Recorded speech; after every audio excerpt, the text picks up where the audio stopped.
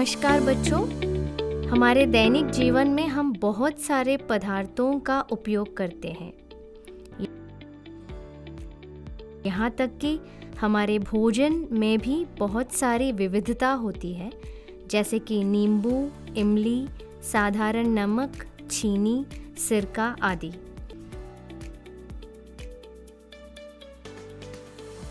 हम जानते हैं कि कुछ पदार्थों का स्वाद खट्टा होता है, कुछ का स्वाद कड़वा होता है, कुछ का स्वाद मीठा होता है और कुछ का स्वाद नमकीन होता है।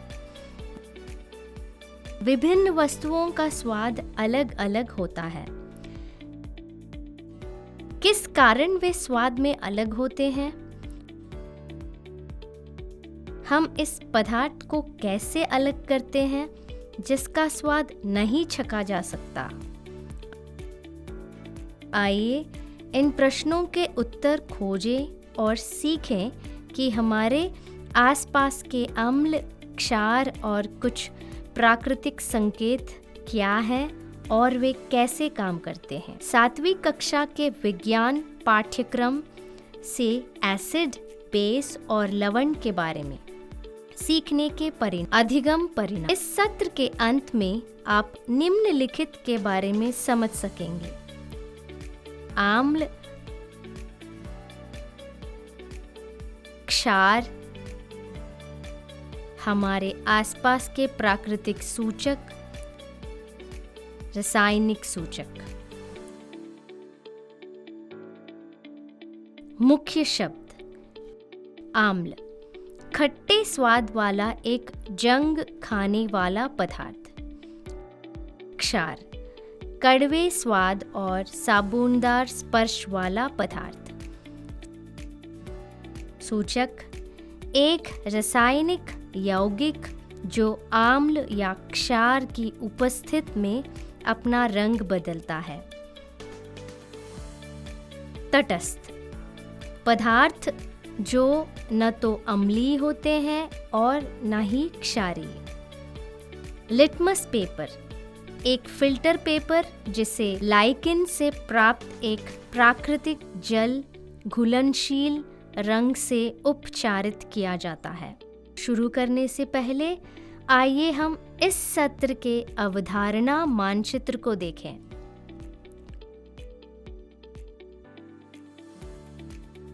किस पदार्थ को अम्लीय या मूलीय होने का निर्धारण करने के लिए आइए एक गतिविधि करें।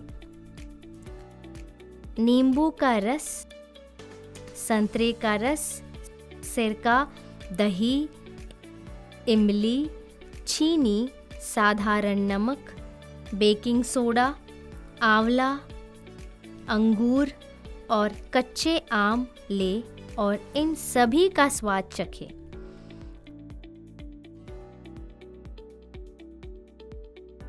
आप पाएंगे कि इनमें से कुछ पदार्थ खट्टे स्वाद वाले हैं, कुछ कड़वे स्वाद वाले हैं, कुछ मीठे स्वाद वाले हैं और कुछ खारे स्वाद वाले हैं।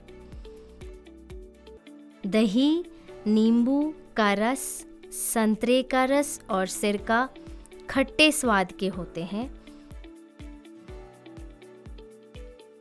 ये पदार्थ खट्टे स्वाद के होते हैं क्योंकि इनमें आम्ल होते हैं। ऐसे पदार्थों का रासायनिक स्वभाव अम्लीय होता है।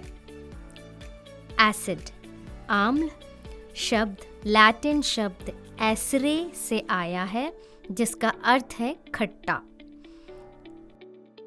इन पदार्थों में होने वाले अम्ल प्राकृतिक आम्ल होते हैं।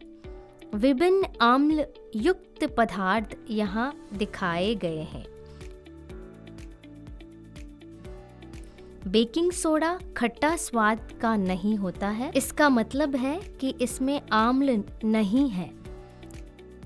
यह स्वाद में कड़वा होता है। यदि आप इसकी घोल को अपनी उंगलियों के बीच रगड़ते हैं तो यह साबुन जैसे लगता है। आमतौर पर ऐसे पदार्थ जो कड़वे स्वाद वाले होते हैं और छूने पर साबुनदार महसूस होते हैं, उन्हें क्षार के रूप में जाना जाता है।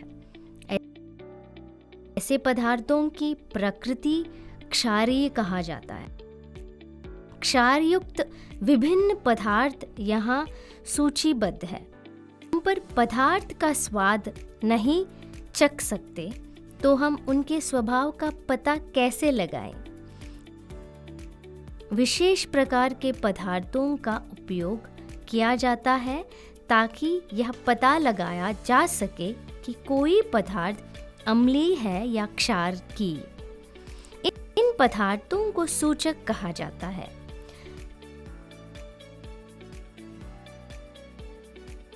संकेतक अपना रंग बदलते हैं जब उन्हें अम्लीय या क्षारीय पदार्थ वाले घोल में मिलाया जाता है। हल्दी, लिटमस, गुड़हल की पंखुड़ियाँ आदि कुछ प्राकृतिक रूप से पाए जाने वाले सूचक हैं।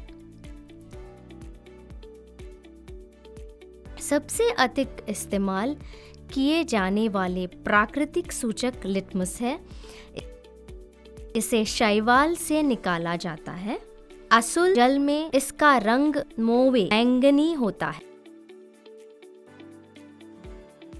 जब इसे अम्लीय घोल में मिलाया जाता है तो यह लाल हो जाता है और जब इसे क्षारीय घोल में मिलाया जाता है तो यह नीला हो जाता है। वे घोल जो लाल या नीले लिटमस के रंग को नहीं बदलते हैं उन्हें तटस्थ घोल कहा जाता है।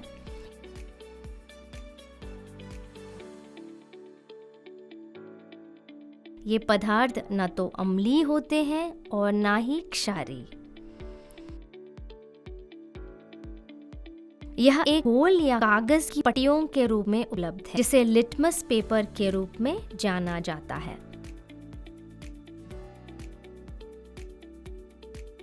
आमतौर पर यह लाल और नीले लिटमस पेपर के रूप में उपलब्ध होता है।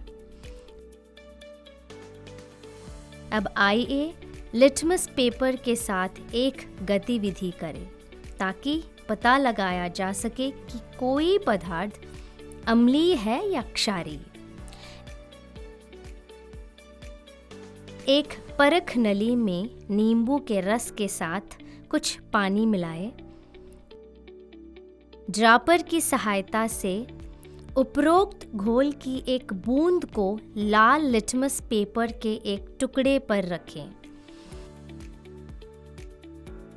हमें रंग में कोई बदलाव नहीं दिखाया देता है। इसी अभ्यास को नीले लिटमस पेपर के साथ दोहराया। हम देख सकते हैं कि नीला लिटमस पेपर लाल हो जाता है।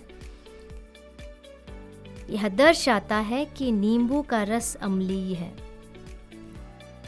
यहाँ कुछ वस्तुओं की एक सूची दी गई है जिन्हें लाल और नीले लिटमस पेपर के साथ अम्लीय या क्षारीय होने के लिए परीक्षण किया गया है। एक बड़ा चम्मच हल्दी पाउडर ले,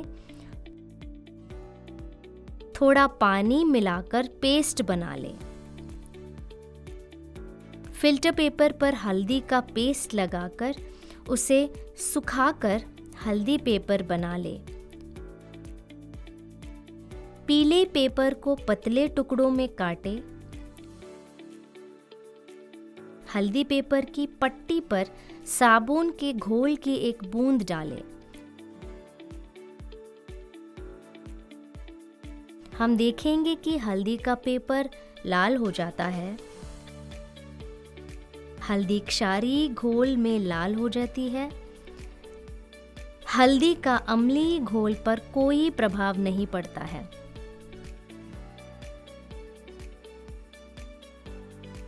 यहाँ कुछ वस्तुओं की एक सूची दी गई है जिन्हें हल्दी को सूचक के रूप में अम्लीय या क्षारीय होने के लिए परीक्षण किया गया है। कुछ गुड़हल की पंखुड़ियों को इकट्ठा करें और उन्हें एक बीकर में रखिए।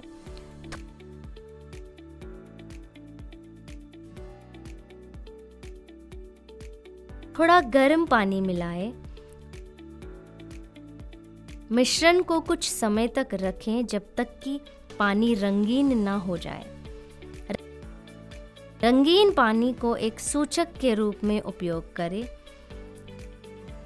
गुड़हल का सूचक अम्लीय घोलों को गहरे गुलाबी मैजेंटा और क्षारीय घोलों को हरा बनाता है।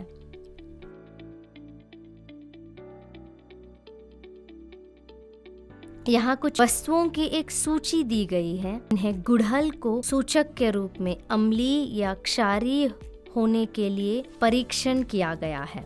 मेथिल ऑरेंज और फेनोल्फ्थलीन और रासायनिक संकेतकों का उपयोग अम्लों और क्षारों के परीक्षण के लिए किया जाता है।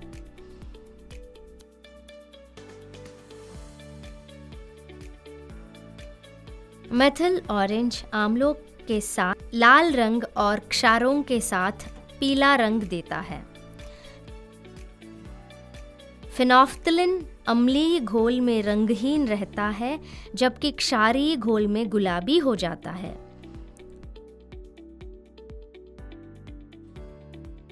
मेथिल ऑरेंज और फेनोल्फ्थलीन का उपयोग करके परीक्षण किया गए विभिन्न पदार्थों को यहाँ दिखाया गया है। याद रखने योग्य बातें: आम्ल स्वाद में खट्टे होते हैं, क्षार कड़वे स्वाद वाले होते हैं और स्पर्श करने पर साबुन जैसे लगते हैं। जो पदार्थ न तो अम्लीय होते हैं और न ही क्षारीय, वे तटस्थ कहलाते हैं।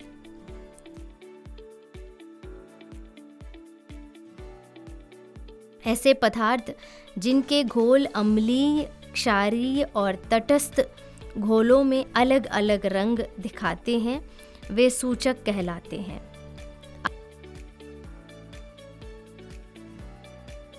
आम्ल नीले लिटमस को लाल बनाता है, क्षार लाल लिटमस को नीला कर देते हैं।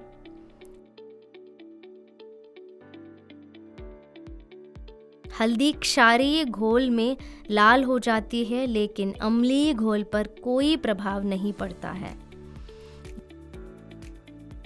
गुड़हल का सूचक अम्लीय घोलों को गहरा गुलाबी मैजेंटा और क्षारीय घोलों को हरा कर देता है। मेथिल ऑरेंज आम्लों के साथ लाल रंग और क्षारों के साथ पीला रंग देता है। फेनोल्फ्थलीन अम्लीय घोल में रंगहीन रहता है, जबकि क्षारीय घोल में गुलाबी हो जाता है।